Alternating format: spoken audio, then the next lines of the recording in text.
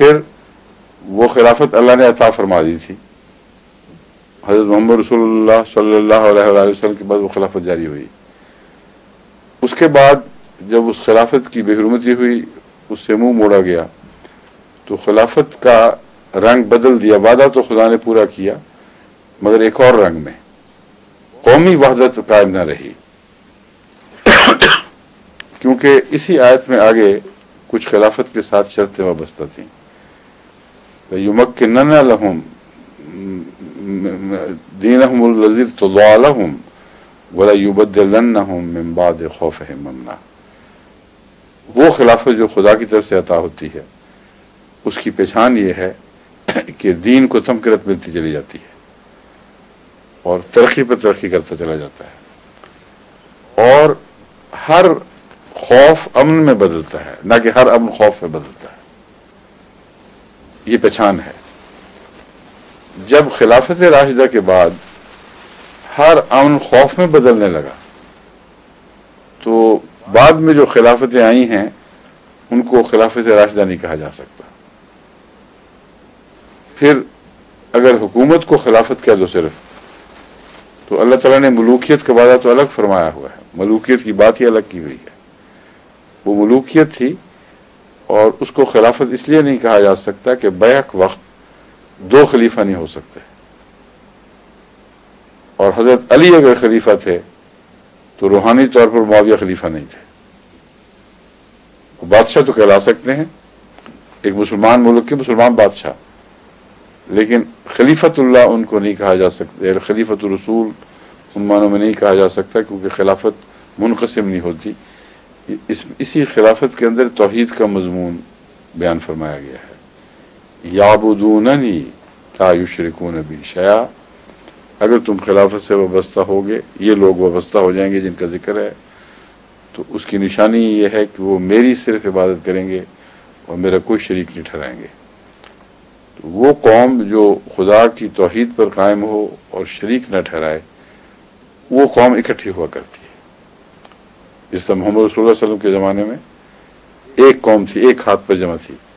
حضرت اقدس محمد رسول اللہ نے جس حال میں اسلام کو چھوڑا تھا، ایک ہاتھ پر اکٹھا ہوا ہوا، ایک مٹھی کی طرح یوں، وہی ہے توحید کا دنیا میں اظہار۔ یعنی دنیا میں توحید کا منظر جو ظاہر ہوتا ہے، وہ روحانی توحید کے نتیجے میں اس کی برکت سے عطا ہوتا ہے۔ رسول اللہ صلی اللہ علیہ وسلم نے خلیفۃ اللہ ہونے کا حق ادا کر کے ایک مثال قائم کر دی۔ اللہ تعالیٰ فرماتا ہے کہ جو لوگ محمد رسول اللہ پر ایمان لائیں گے اور نیک اعمال بجا لائیں گے، ان کو بھی میں جب خلافت عطا کروں گا تو ان کی یہ نشانی ظاہر ہوگی۔ 3 نشانیاں بیان کی ہیں۔ اول، دین کو تمکنت ملے گی اور دن بدن دین ترقی کرے گا۔ نمبر 2، خوف آئیں گے اور ہر خوف کو خدا امن میں تبدیل کرتا چلا جائے گا۔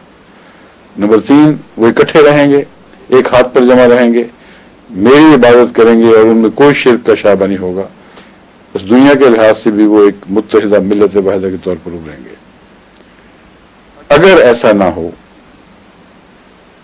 فَإِن كَفَرَ وَمَنْ كَفَرَ بَعْدَ ذَلِكَ، اس کے باوجود پھر جو کفر کرے گا، فَأُولَٰئِكَ هُمُ الْفَاسِقُونَ، بس یہ لوگ ہیں جو فاسق ہیں۔ حضرت مسلم موعود کے ترجمے میں کو اس لیے بات تقویت دیتی ہے کہ آمنو کا آغاز تو بہت رسول اللہ صلی اللہ علیہ وسلم پر ہے، مگر اس میں اس آیت کے آغاز میں ایمان بالخلافت ضرور پیش نظر ہے، کیونکہ جو کفر کرتا ہے اس کے بعد وہاں مومنوں کے اندر اندرونی کفر آ گیا ہے۔ وہ کس چیز کا کفر کرتا ہے؟ رسول اللہ صلی اللہ علیہ وسلم کا۔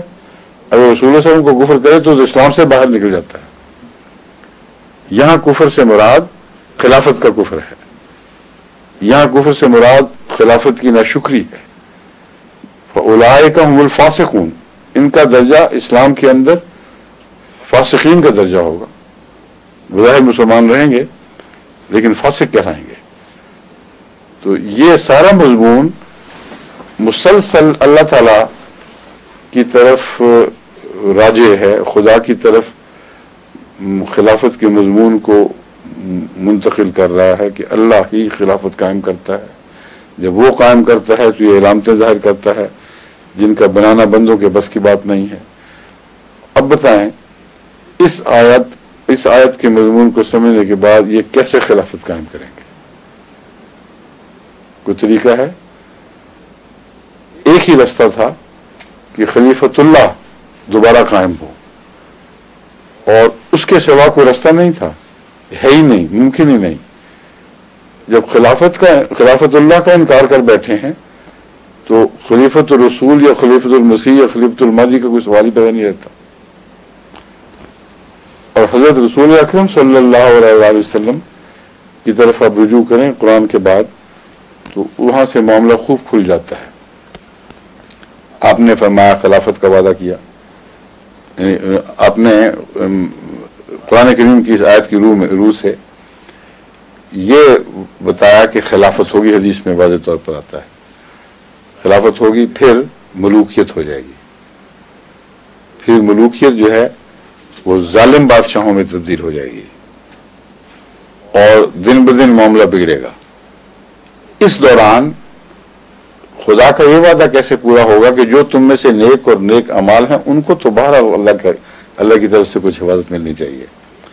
اس کی پیشگوئی فرما دی کہ ہر صدی کے سر پر ایک مجدد ہوگا. تو مجدد خلیفۃ اللہ کا قائم مقام ہے، اور خلافت بدرجہ اولا، کیونکہ خلافت تمام امت کو امت واحدہ میں تبدیل کرتی ہے. مجدد وقتی اصلاح کر کے مرنے سے بچا لیتا ہے، مزید ڈیٹیریوریشن سے بچا لیتا ہے. بس خلافت کلیتاً ختم نہیں ہوئی، مگر خلافت کی ایک ثانوی شکل جسے مجددیت فرمایا گیا، اور کہیں اس مجددیت کو براہ راست خلافت نہیں کہا رسول اللہ صلی اللہ علیہ وسلم نے. تبھی میں کہتا ہوں مجددیت کی مثال ایسی ہے جیسے پانی نہ ہو تو تیمم کیا جاتا ہے. وضو کہ قائم مقام تو ہے پر وضو نہیں کہلاتا تیمم. تبھی رسول اللہ صلی اللہ علیہ وسلم نے آیت استخلاف کے تابع ہی، کیونکہ آپ قرآن سے باہر تو کوئی مضمون سوچا ہی نہیں کرتے تھے، اسی آیت کے تابع خدا سے علم پا کر مجددیت کا وعدہ فرمایا، لیکن اسے خلافت نہیں کہا، کیونکہ خلافت کے سائے میں پلنے والا ایک متبادل نظام تھا. اس کے عدم وجود کی صورت میں اس کا ایک متبادل نظام کہنا چاہیے. پھر خلافت کا ذکر کب فرمایا ہے؟ اب یہ سوال ہے. اگر رسول اللہ صلی اللہ علیہ وسلم نے اس کے بعد خلافت کی پیشگوئی نہیں کی تو اس مولوی ملک کے سارے جہان کے مسلمان مل کے بھی نہیں بنا سکتے.